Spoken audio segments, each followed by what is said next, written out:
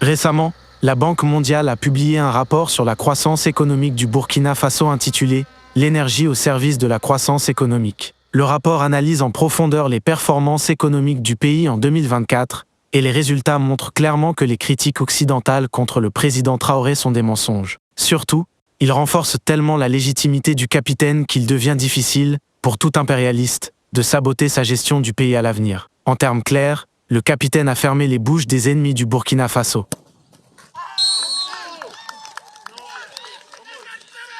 En début d'année, les néocolonialistes ont accusé le capitaine Ibrahim Traoré d'avoir utilisé de façon illégitime les réserves d'or du pays. Absolutely, Chairman. I see this, and I don't mind calling them out, but Captain Traoré and Burkina Faso. Ils disent qu'il aurait pris les richesses nationales, non pas pour aider le peuple ou développer le pays, mais pour protéger et renforcer un régime militaire. Selon eux, les ressources naturelles du Burkina Faso n'auraient donc pas été utilisées de manière transparente ou équitable, mais plutôt à des fins politiques internes, pour conserver le pouvoir par la force, au lieu de favoriser le développement économique et social. Cependant, le rapport de la Banque mondiale indique que l'économie du Burkina Faso a connu une croissance significative en 2024, avec une hausse de 4,9% du produit intérieur brut, contre 3,0% en 2023. Cette performance est environ 5 fois plus rapide que celle de la France, où la croissance a été bien plus faible, avec seulement 1,2% environ, voire un peu moins. La première, c'est que nous devons partager en 2026 une année blanche, et il n'y aura pas d'exception. Les Français concernés, c'est-à-dire un grand nombre d'entre nous... Maintenant, posons-nous cette question.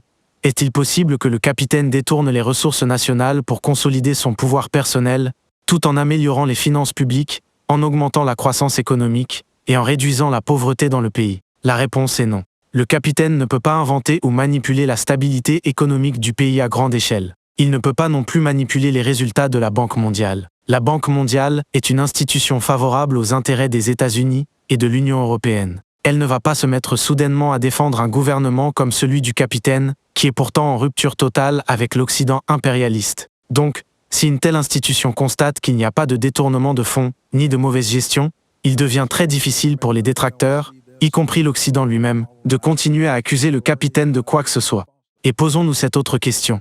Comment des médias comme RFI peuvent-ils continuer à publier des reportages présentant le Burkina Faso comme un État en voie d'effondrement, alors que la Banque mondiale affirme à la page 14 de son rapport, et je cite, « Cette performance a été principalement soutenue par l'amélioration de la situation sécuritaire et une campagne agricole favorable. » Le rapport de la Banque mondiale indique clairement que la situation sécuritaire au Burkina Faso s'est améliorée pendant l'année 2024. Ce détail est important, car il contredit directement l'idée selon laquelle l'État s'effondrerait sous le pouvoir du capitaine. Cela démontre que les institutions de l'État sont fonctionnelles et que le pays est en voie de stabilisation. Le rapport de la Banque mondiale ne relève aucun détournement, ni mauvaise utilisation des réserves d'or. Il n'existe aucune preuve de corruption, de malversation ou de consolidation d'une prétendue junte dans ce rapport de 40 pages. Au contraire, la banque salue une meilleure gestion des ressources publiques et recommande davantage d'investissements dans les infrastructures sociales et l'énergie. Ce rapport établit clairement que l'économie burkinabé se porte mieux, enregistrant une croissance de 4,9% en 2024, soit près de 5%, un taux élevé et difficile à atteindre pour la plupart des pays. Concernant les recettes et les exportations de l'or, le déficit est passé de 8,0% à 6,4% du produit intérieur brut. Le rapport attribue cette amélioration à l'augmentation des prix mondiaux de l'or, ce qui montre que les revenus de l'or ont été comptabilisés et déclarés de manière transparente.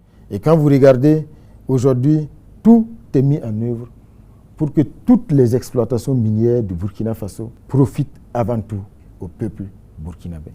Le déficit budgétaire est passé de 6,5% à 5,6% grâce à une meilleure maîtrise des dépenses publiques et à une mobilisation efficace des recettes, contredisant directement les accusations de détournement de fonds. En ce qui concerne la pauvreté, le rapport indique que le taux d'extrême pauvreté a diminué de 3 points de pourcentage, avec des progrès plus marqués dans les zones rurales, signifiant que les bénéfices économiques ont bien atteint la population.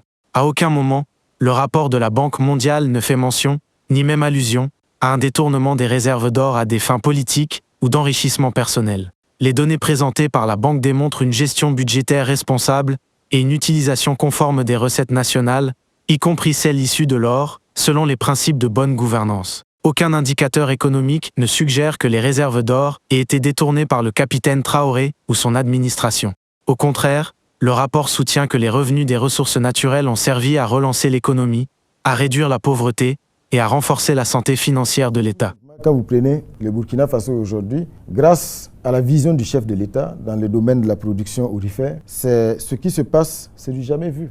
Pour prendre l'exemple de l'année qui s'est achevée, 2024, la Société nationale des substances précieuses, SONASPE, a collecté plus de 8 tonnes d'or en 2024. Le premier trimestre 2025, nous sommes à plus de 11 tonnes d'or déjà collectées. C'est une société d'État. Et aujourd'hui, la question qu'il faut se poser, ces quantités d'or énormes qui sont collectées sont issues en grande partie de l'exploitation artisanale. Posez-vous la question, où est-ce que cet or partait? Et ce ne sont là que les résultats de 2024. D'après ce que j'observe, ceux de cette année seront encore meilleurs, et cette dynamique ne fera que s'accentuer dans les années à venir. Alors oui, la situation sécuritaire au Burkina Faso s'est améliorée sous la gouvernance responsable et révolutionnaire du président Ibrahim Traoré. Si l'or du pays avait été utilisé pour financer une répression ou protéger une élite, on aurait constaté une aggravation de l'insécurité. Le rapport montre exactement l'inverse. L'amélioration sécuritaire est directement liée à de meilleurs résultats dans l'agriculture et les services, ce qui indique à nouveau que les ressources de l'État étaient utilisées pour construire. Non, il n'y a pas Ibrahim au tableau. Traoré.